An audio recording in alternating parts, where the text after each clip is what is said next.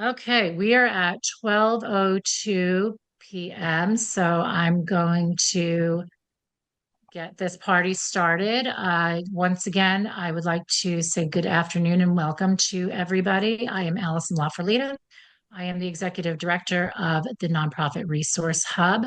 For those of you that are new to the Hub, we are an association that brings together, educates, connects, and supports the Nonprofit Resource Hub, along with those who work to serve or provide goods and services to the nonprofit sector.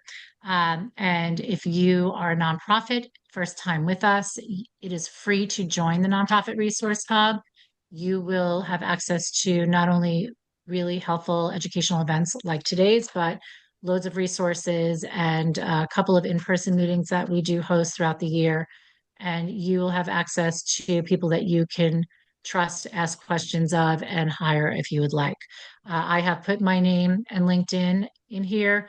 If you haven't, please do that in the chat so you guys can get connected. It's really important, and we have found that it's really helpful for you after these events. So when you get a chance, please go ahead and do that. So today we have Jill Krumholtz and Ed Probst, who are here to present on aligning HR and benefits practices for impact. I am going to offer them both the floor to introduce themselves. If you have any questions during this session, please type them into the chat and we will do our best to get to your question and answer it. If we don't during this particular session, I will send it over to Jill and Ed to follow up with you afterward.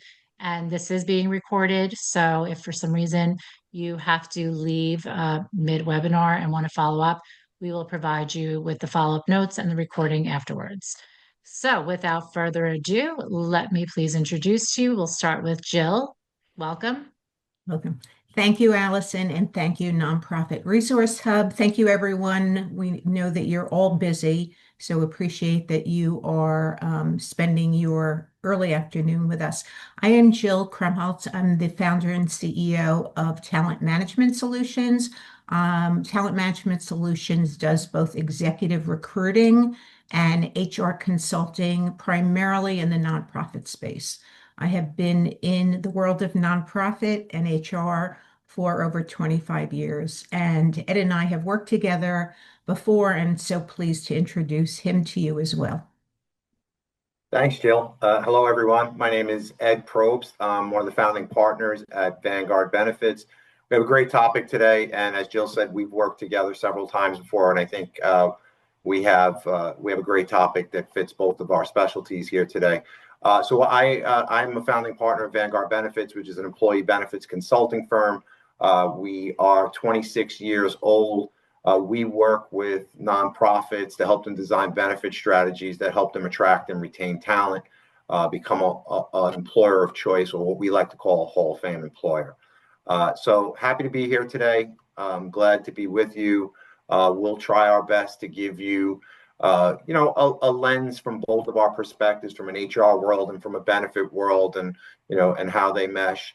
We'll give you some case studies and some expert tips, hopefully, that you can take back to your organizations. And of course, we'd love this to be very interactive. So if you have any questions, please type them in the chat, and we'll take them as we go along. Yeah. So I'd love to start and share with you, Ed and I, in terms of creating this aligning HR and benefits practices, and I want to talk a little bit about our intent and what this is really about.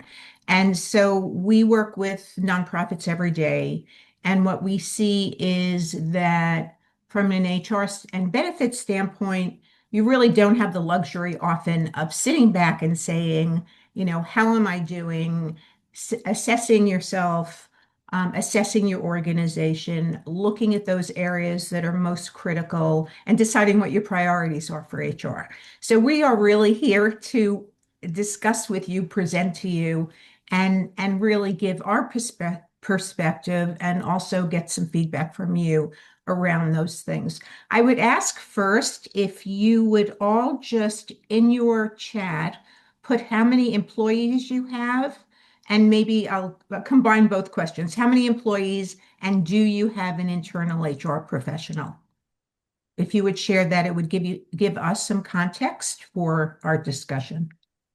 So how many employees, and is there internal HR? So I think the segue here is that what we generally see, and we see here, is that smaller organizations tend not to have internal HR support. And so we will have our discussion will be with that lens as well. Okay. Ed and I work with clients who, and with nonprofits and interact with them, from 10 employees, 5 employees, 10 employees to hundreds of employees. And the issues get more complicated. They get more layered. People are remote and other things, but the problems and the focus from a compliance standpoint and best practices are still quite the same. Yeah, and I would add again, it's larger organizations that we work with, their needs or their requirements are not much different from smaller organizations. I mean, we still have the same things that from a compliance perspective and from a benefit and HR perspective, there's still two big issues that organizations are dealing with. One is benefits, providing benefits. What do they cost? Two is recruiting, right? And so all this, as we frame this today, what we hope your takeaway is that we can help you with that and address some of the biggest challenges that we're seeing from a smaller organization to a larger organization. I would think to add in from the smaller organization standpoint, a lot, and as I see in the chat, there's no internal HR. There's probably a lot of people wearing different hats when it comes to policing this, and that's difficult to do. So hopefully we can add some guidance and some expertise that will help you, be able to comply with that. And one other thing before we dive in is that we are, and you'll see at the end, we are offering people a HR audit. And so there is a QR code. And so you can take that audit, and it's really assessing your org as it relates to HR and benefits. And then we offer you a summary after you've done the audit. We offer you a summary and a conversation around where you are in terms of HR. So please, we would love for you to do that. And it really is more for you than it is for us, but we would love to see you assess where you are with your org related to HR and benefits, and then be able to have conversation with us about what your report showed, and also where we might just provide suggestions to you to move forward. Okay. So let's talk about why HR and benefit practice are important to be aligned, all right, and what that means.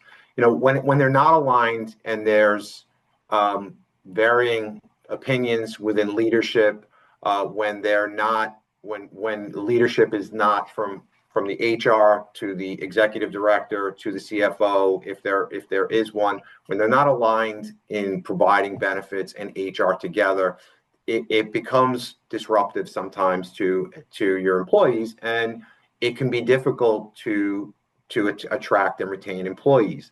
I think an HR team, I should say a leadership team that has their HR director or whoever's handling HR in the organization, whoever their finance team is, and their leadership, which is the executive director, they should be all involved in making decisions from a benefit standpoint and an HR standpoint. Now, those could be outsourced. That could be an outsourced CFO or a very good CPA that's handling these for you. It could be an outsourced HR team. If you don't have internal, but whoever that is, if they're outsourced, those folks should be aligned as well and be part of the day-to-day decision making. I think I drew a parallel to a client we have where when we have meetings regarding benefits, the executive director, the assistant executive director, the HR director, the CFO are all in every meeting and involved in every decision. And it's important to have that because in a lot of cases, your board is going to be asking questions and wanting to know about these practices. Obviously, there's liability, and so it's important that everybody's on the same page and communicating a strong message to both the internal employees and to the board that it is aligned. And look, it can cause talent disruption. It can cost turnover, which costs money, and obviously compliance risk is involved as well. And as far as benefits go, I think it's important, and you'll see throughout this presentation, we'll be talking about that a different look or a lens at benefits when you're providing benefits as a recruitment tool or an investment in your employees, as opposed to just an extra line item or cost center that's costing the organization. So that's just a mindset that I'll leave with you that is important when you're aligning these two. Yeah. And I will speak further later about a lot about recruitment and retention and culture. And while culture feels like it's a nice to have to pay attention to, it is so core to your organization. And back to what Ed was saying, the alignment of all the leadership team is really critical in creating that culture, talking that culture, living that culture. And so we'll talk more about that as we go on. So, good segue. So, are your practices aligned with your strategy and your culture, right? And the strategy really being, what are you trying to accomplish? What is your mission? What are you attempting to deliver to your client, to your external stakeholders, and so forth. And I think it's important to really look at what your vulnerabilities are, whether they're from a legal standpoint, whether they're from a retention standpoint. And when you're looking at that, it's really about deciding what are the biggest priorities, what are the what's like kind of the must-haves. Certainly the legal pieces are critical. Getting your benefits aligned so that people are attracted to come to the org and to remain there. So what are the immediate things you need to look at? And some of the other things, of course, we understand are nice to haves, right? So performance, so talent development, employee development, those are certainly important in the world of your culture and supporting your organization. But really, what are the things that you need to look at that are the lowest hanging fruit? And as leaders of organizations, we absolutely understand that you don't really have the time to be getting so granular. But it is important that someone in your organization is able to do that, or that you're able to go outside. Okay. Yeah. And again, yeah, good. I'm sorry, Ed. No, go ahead, Jill. Okay, you can finish. No, it's just the last thing I was going to say is we asked you whether you had internal HR, because, so often, and we just did an HR audit, excuse me, with an organization where the program director had responsibility for some of the HR things, and the CFO had responsibility for some of the things, and there was no continuity. So people were getting different delivery of HR services within one organization because the accountability was really not there, right? So I think that's critical as you consider how you develop your HR practices. Yeah, and I think it's important that you should be communicating with your employees on a regular basis, either through surveys or conversations, to find out, just what they think about your HR practices and what they think about the benefits that you're providing them. These are the questions that you should be asking. I think another thing, and Jill started to allude to, is it would be good to assign a key employee or even a board member especially if you're in a smaller organization where you don't have a dedicated HR person. It would be good, or benefit person. It would be good for you to assign somebody in the organization to do checks and balances to make sure the organization is, there are no deficiencies, or at least be, if you have a key manager that can communicate with the employees to find out what they're thinking That's always helpful feedback to, and can go a long way to improving your practices. And as we go along, you'll see there are definitely small things that can be done that can be very impactful.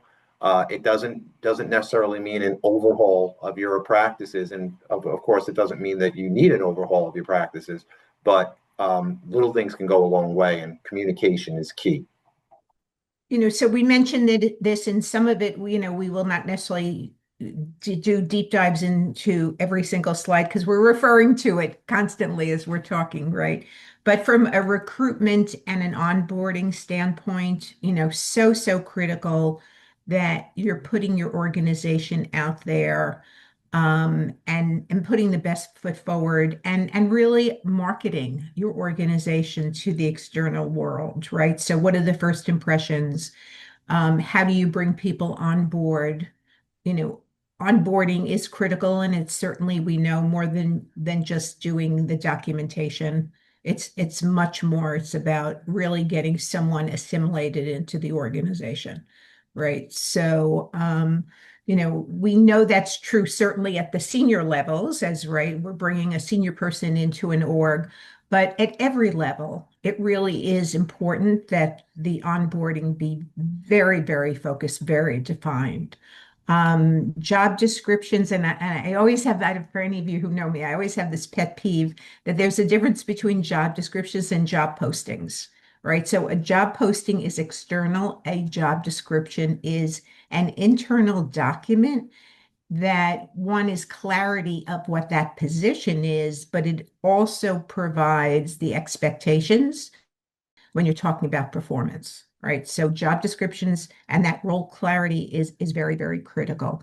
Performance management and feedback, and I hear this all the time, which is that, you know, people have no time to do performance reviews, right? But again, goes back to, and if we look at this from the standpoint of systemically and holistically, it's important that there is performance reviews, that there is feedback. People know how they are doing. And we have learned from COVID going forward that people need feedback, especially those of you, many of you may be very local, but there may be some of you that are remote, and having that culture and that development is critical to employees, whether they're on site, they're hybrid, or they're remote. Yeah, and I'll just touch on from a recruitment and onboarding standpoint. What does that process look like? Are you accessing technology to make that process very streamlined for the employee? There are ways you can access technology, because some may say, especially in smaller organizations, well, we need technology. We need to become more virtual in the way we employ people and the way we offer benefits. Maybe because you have remote employees. So I know a lot of organizations are taking advantage of the current climate and the evolution of technology in this space, and they are hiring remote employees. Right? They're not working on site anymore. They're not even in the same state as you. And so, what does that process look like during the onboarding standpoint? In the onboarding process, are you using technology? Are you using it from the moment they start their onboarding process through when they select their benefits? Are they able to access this information during the year, payroll information? Are they able to access benefit information during the year?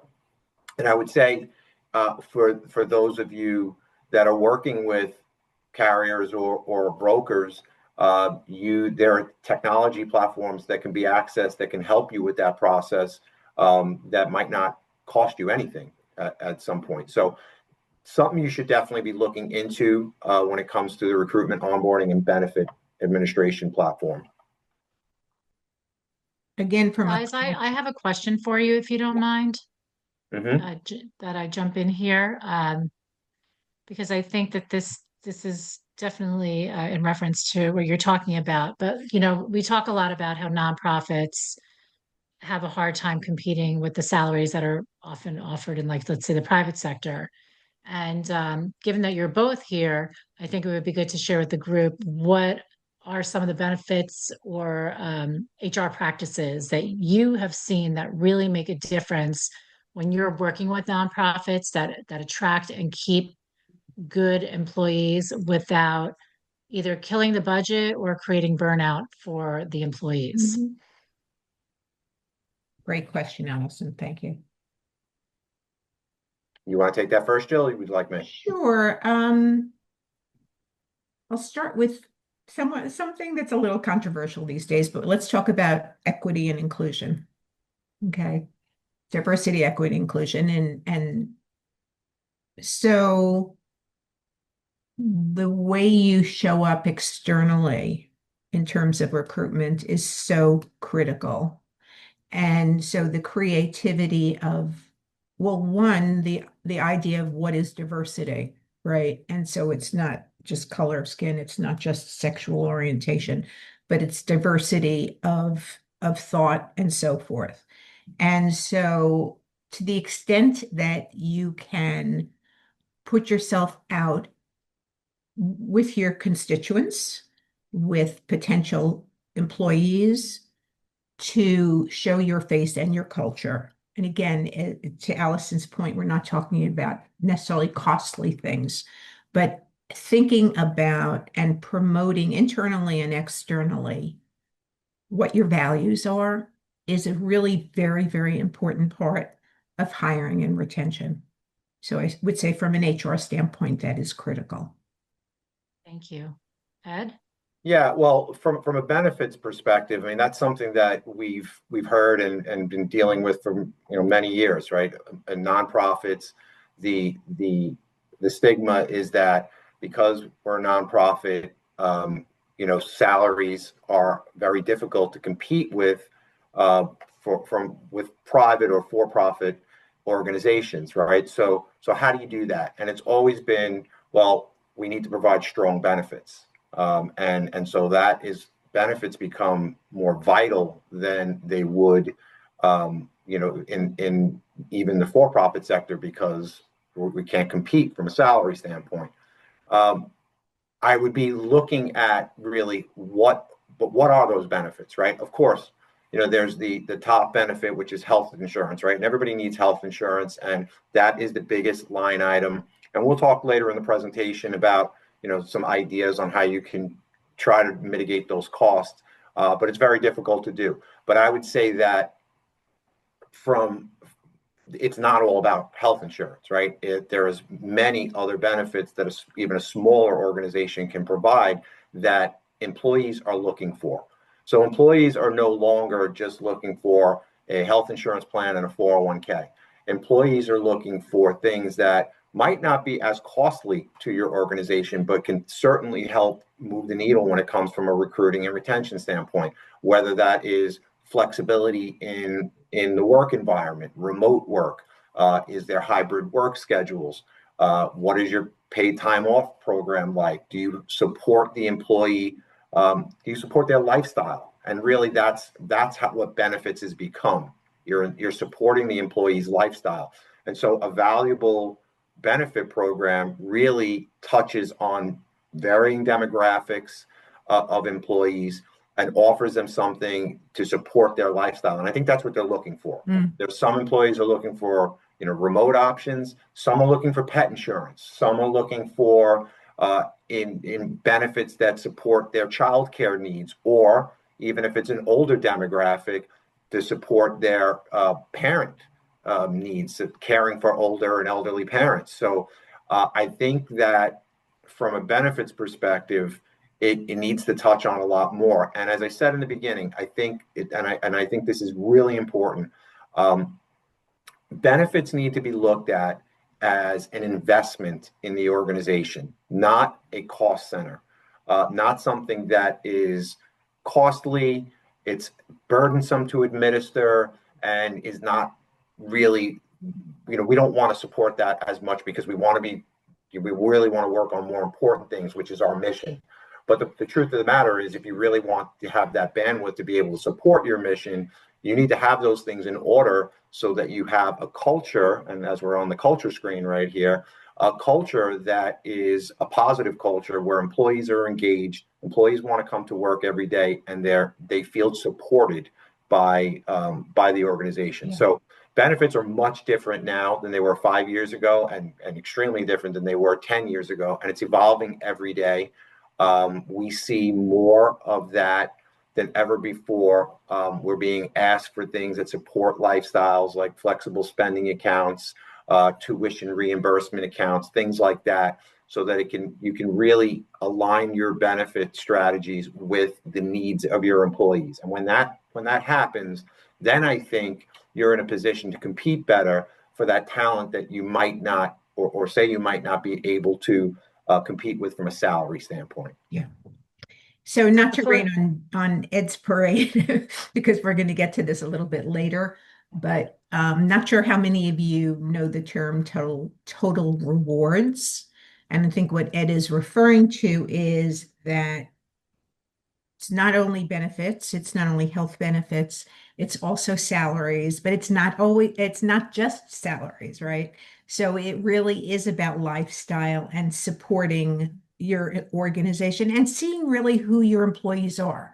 What are you trying to attract? What, excuse me, maybe you're trying to become more diverse and looking to bring some senior folks back into the workplace.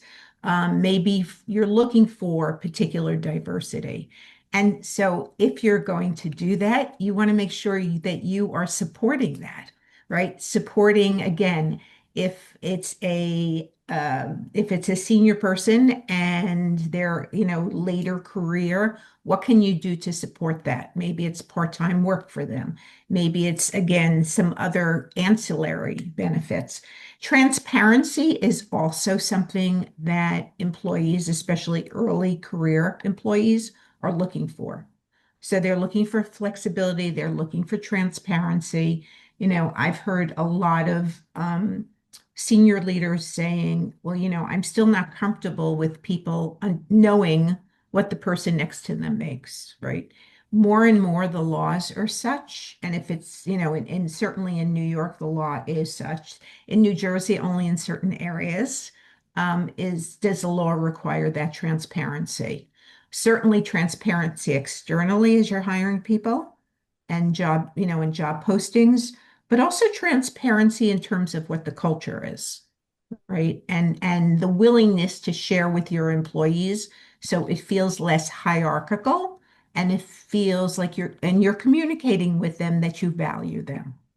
So I think that's really very critical and really what people are looking for. Yeah, that's a great point, Jill. And I'll just drop one thing that I've seen in organizations to that point, like not making it hierarchical and making it more, having the more team environment, have the employees engaged in the mission of the organization.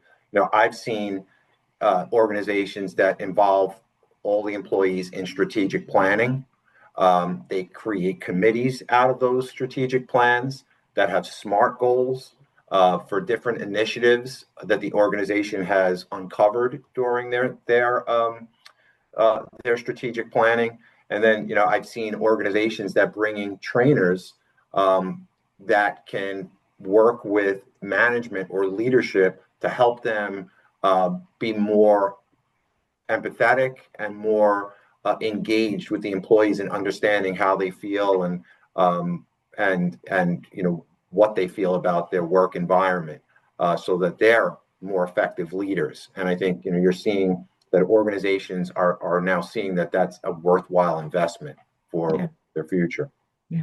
I'm actually going to give you a quick example. Working with a client who hired a director level person in, let's say, a marketing vertical, and that person's not a CMO, right? They're not a chief marketing officer, but they're fairly senior marketing person.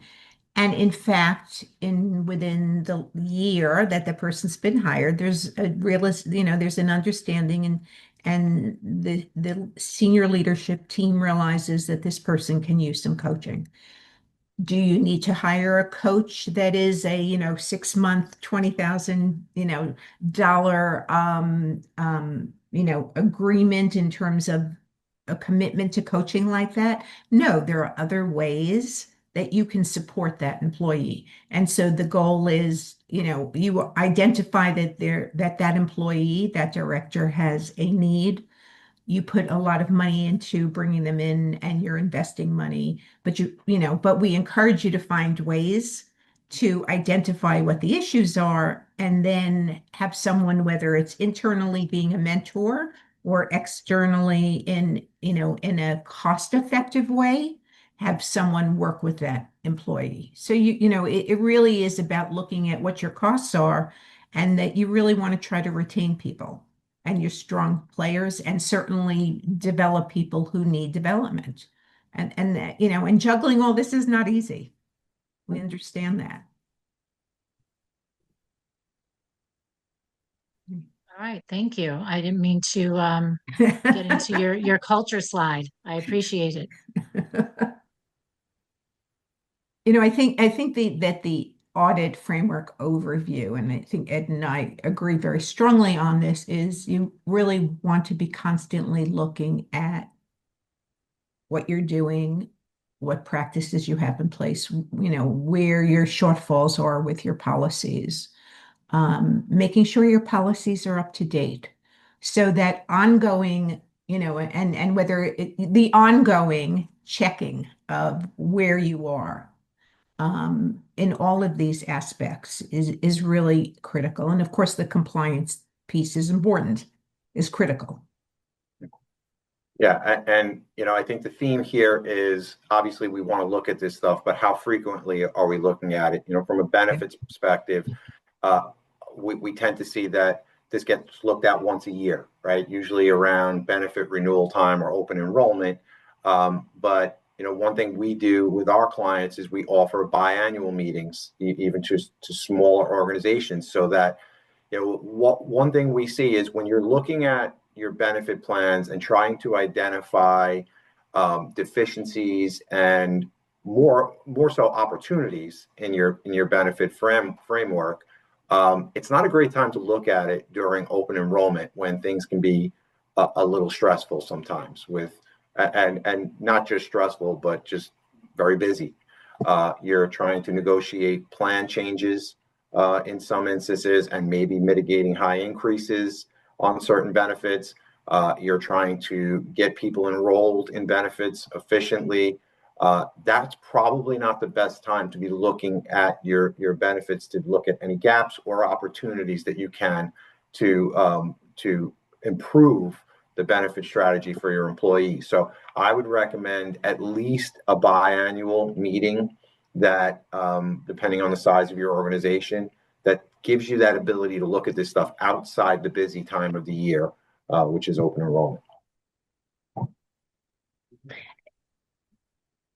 And I think we'll get into this a little bit more also in terms of strategic benefits design. But as HR practitioners, we're always encouraging employers to really look at what their strategy is, right? What is your overall strategy? And the strategy then drives what you do in terms of your programs and how you implement them. So, when we talk even about salaries, about compensation, what is your comp philosophy, right? Where do you want to be relative to your peers, relative to the market? And that's a critical evaluation, going back to Ed and talking about evaluation. You really want to evaluate it before you get there. Right. And you really want to align that strategy with your spending and so forth. Yeah. Let's just talk about some common misalignments, things that you should be looking for. From a benefit perspective, do you have low engagement or lack of participation in your benefit plans? Some organizations look at that as a positive thing, believe it or not, because they look at it as, okay, it's less for us to administer, and it costs less. But again, if we go back to that total rewards approach, or looking at it as an investment in your employee, that could be a sign of poor culture. right? So take a look at that. If you have a very low benefit participation level, you should look at potentially or be discussing with your teams how you can improve that. And again, surveying your employees to find out what is it they really want and why aren't they participating in your benefits. You know, those benefits could be inefficient. They could be too costly. Are you offering multiple options for employees? Are you looking at different strategies that give them the ability to take benefits based on their lifestyle needs, and giving them the option to, or giving them the option to buy benefits at a higher levels, you know, for those that might have poor health conditions, or needs that are different from the younger population, or if you just have an aging population that's in as your employees, that could be more important. So again, going back to what we said before, really surveying your company and understanding what it is that they need, rather than taking a check the box approach, which is, you know, we offer health insurance, we offer dental insurance, we offer vision insurance. I think it goes a lot more than that. And we find I mean, if I had a dollar for every time that anybody asked me about pet insurance in an open enrollment meeting, it sounds funny, but it's very true. I mean, pets are an extension of our family, and people want to make sure that they're giving them the quality of care too. So, and I find that a lot of organizations don't offer that. And I just use it as an example. Mhm. There are many other types of perks that go along with that, but looking at that and to finding out like what is, you know, what your employees need and how you can support their lifestyles goes a long way and keeping that aligned. Jill, anything you want to add from an HR perspective there? Yeah, I think you said it, Ed. The only thing else I would add is that what's happened, you talk pet insurance, right? So since COVID, people have, I mean, the pet business is enormous, right? People have pets. I was just on a plane and there probably were 5 dogs on the plane. And I'm just saying this because it really is about looking at societal norms and really what you can do to support the different lifestyles that people have and certainly pay attention to it. And again, I think it goes back a lot to who you're trying to attract and then how do you retain them? And how do you retain them is really about what you're providing that reflects and supports their needs. And it can be kind of you can look at it as kind of a touchy-feely thing, or you may look at it and really what we're saying is it really is about dollars and cents, right? It is really about valuating where you spend your money. And I think it's important to be able to look at that from a cultural standpoint. Yep. And I'll just add one last thing on that. Education is critical in all of Mhm. this. Educating your employees. How are you doing it? Are you providing the information on the benefits that they need to properly understand what's available for them? Employees will not utilize benefits that they don't understand. So is there one-on-one resources for them, either through benefit advisors or through internal benefit teams, that is available to them to kind of customize their benefit experience to their needs? It's not one size fits all for sure anymore. And that is a critical component to it. So you should be looking at what is your education process and is that aligned with your goals during open enrollment, but also throughout the year. So just to talk about, you know, optimizing benefit options and what you should be looking at. Let's talk about wellness a little bit because that's something that is a big question we get. People want to know, organizations want to know, does it work? What can we use it for? What's the process? And 10 years ago, when we had conversations about wellness, 10 years and before, I would be about, well, is this going to save money on our health insurance? And if it is, then we'll think about it. Now it's a completely different approach, and employers and nonprofits are looking at wellness strategies to support work-life balance, to support the employee's lifestyle. They're looking at it to help with productivity, to lower absenteeism, and to improve presenteeism within their organizations. And what does that touch on? Well, I mean that can touch on several different things, but from a mental, a physical, and a financial standpoint, I think that's where employers put a lot of focus. Mental health benefits are critical to any employee benefit plan nowadays.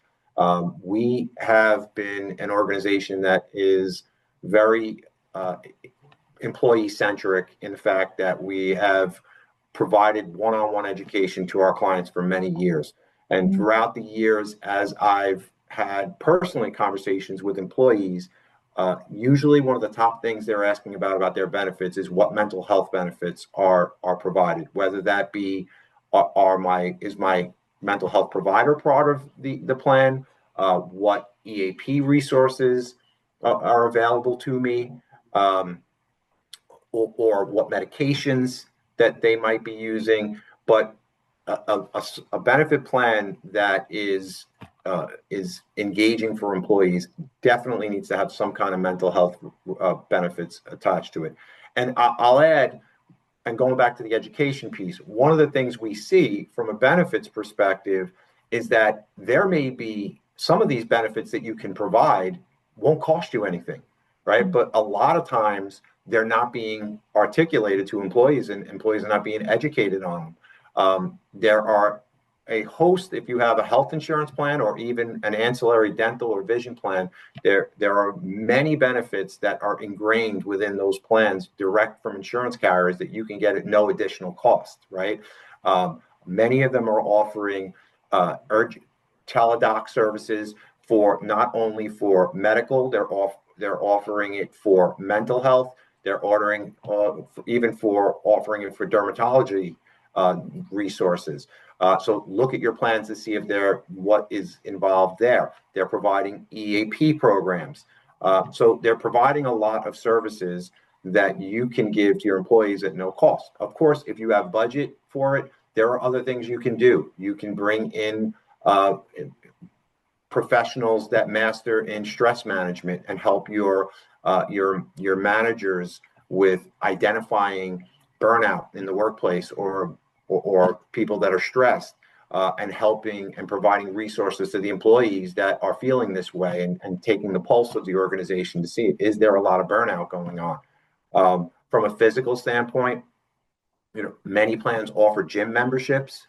There are outside gym memberships that can be offered as well at reasonable prices, that you can have even on site or maybe through a virtual app that they can do throughout the day that can give them tips on how to even stay healthy while they're at their desk.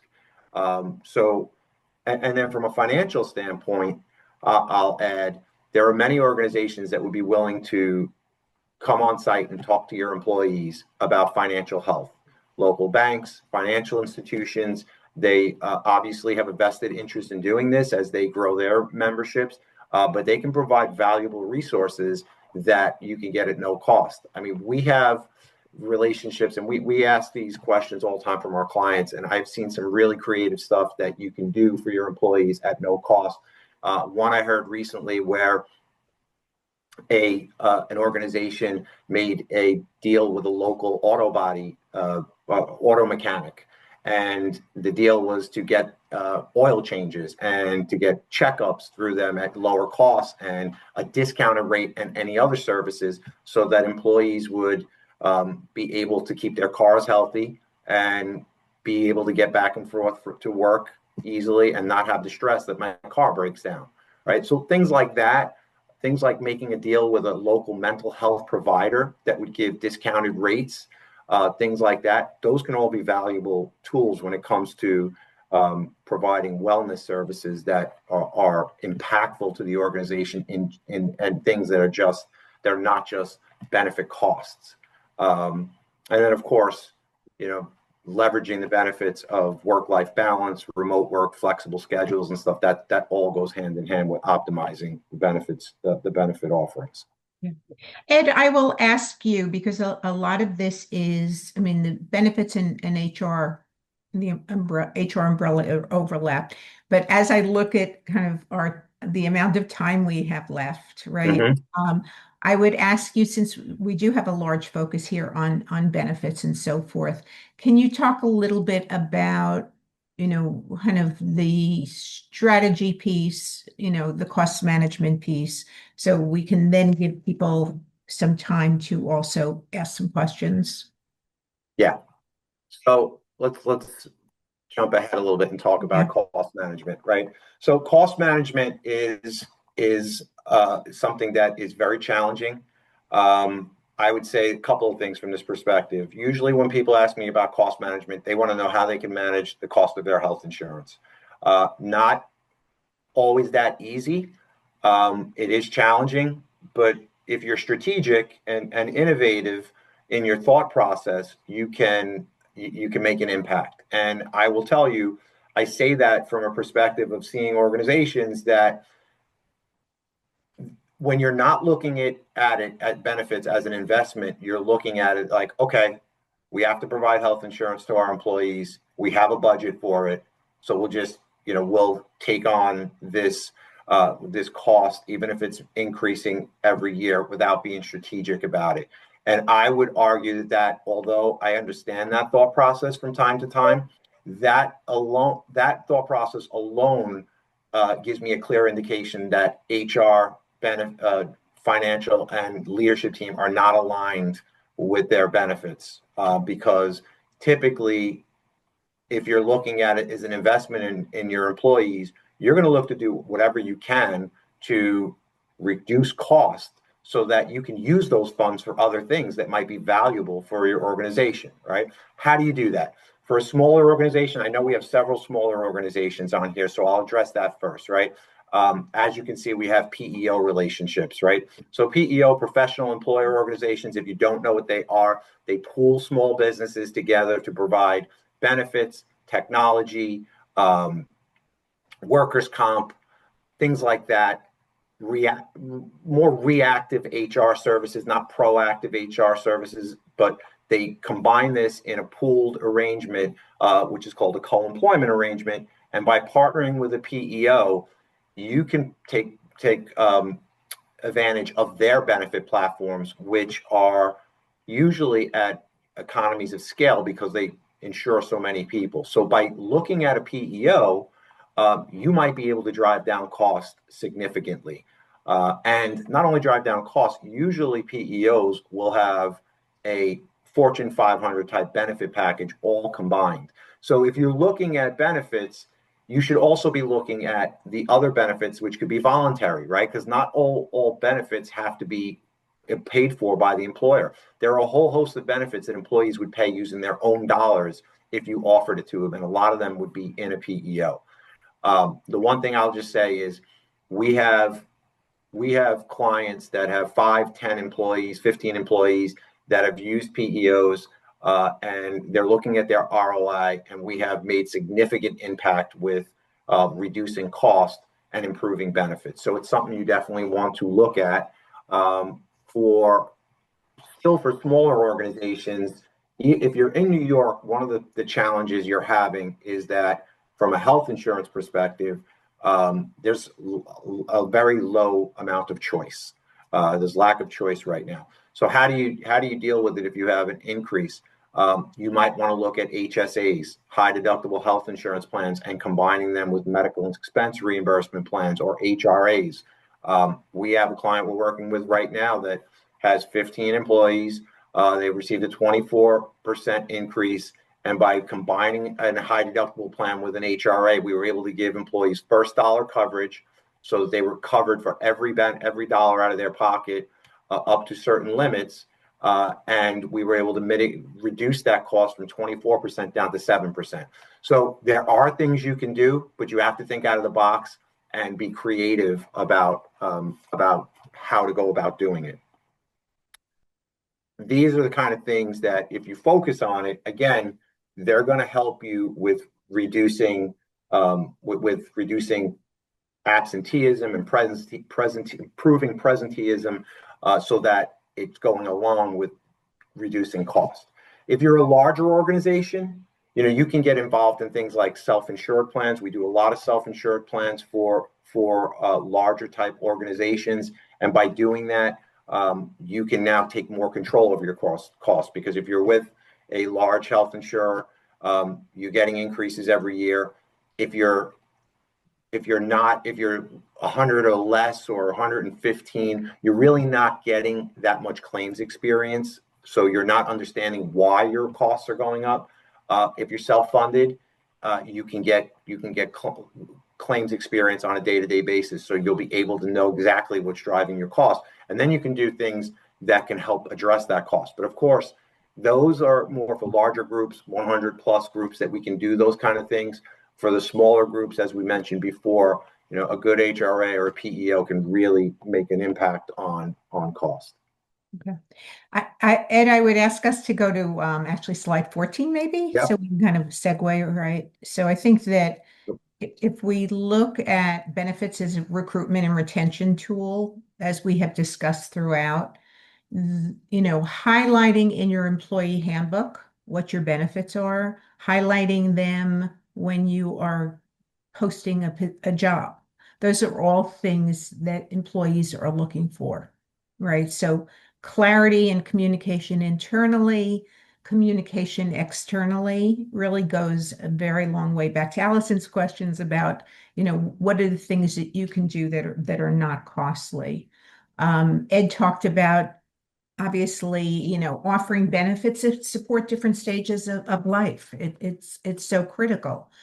And also tracking the satisfaction of your employees, which we really didn't get into a lot, but there is, if on a quarterly basis, you can do some kind of feedback sessions and continuous improvement, so that you really have a mechanism in place to get input.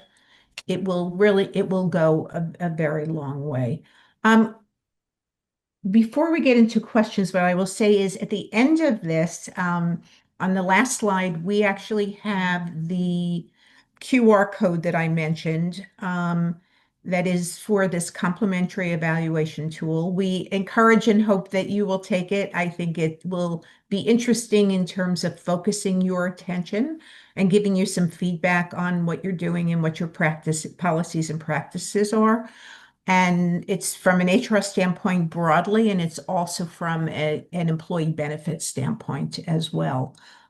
In the few minutes we have left, are there questions that we can?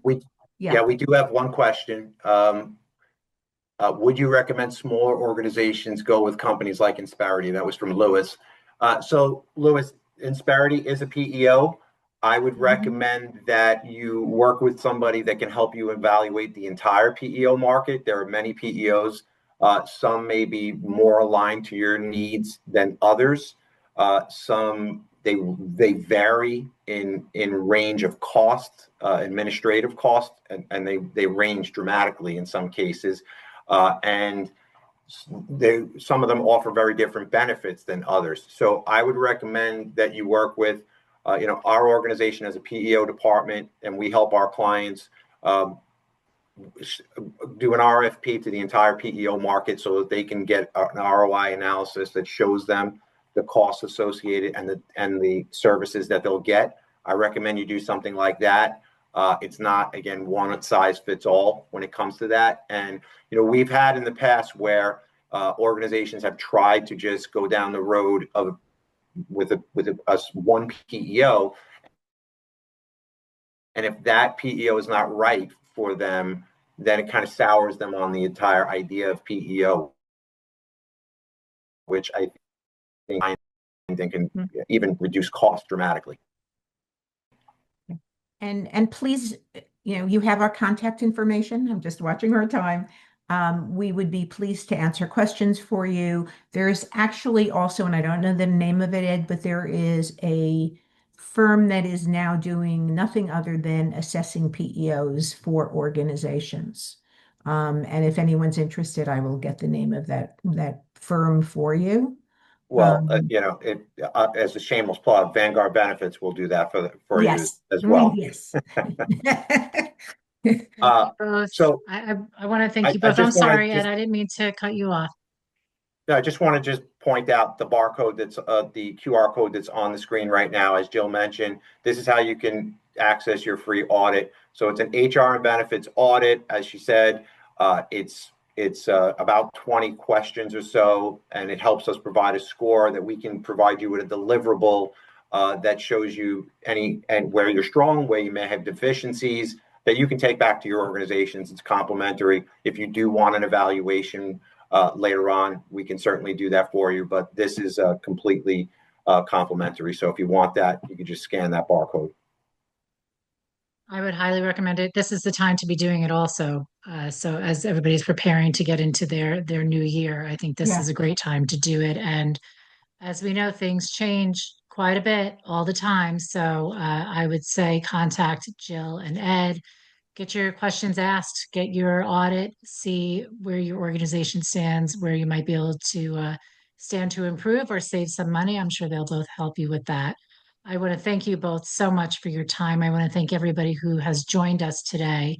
If you are looking to connect with either Ed or Jill, their contact information is available here. It will be available online. You're always welcome to call us as well.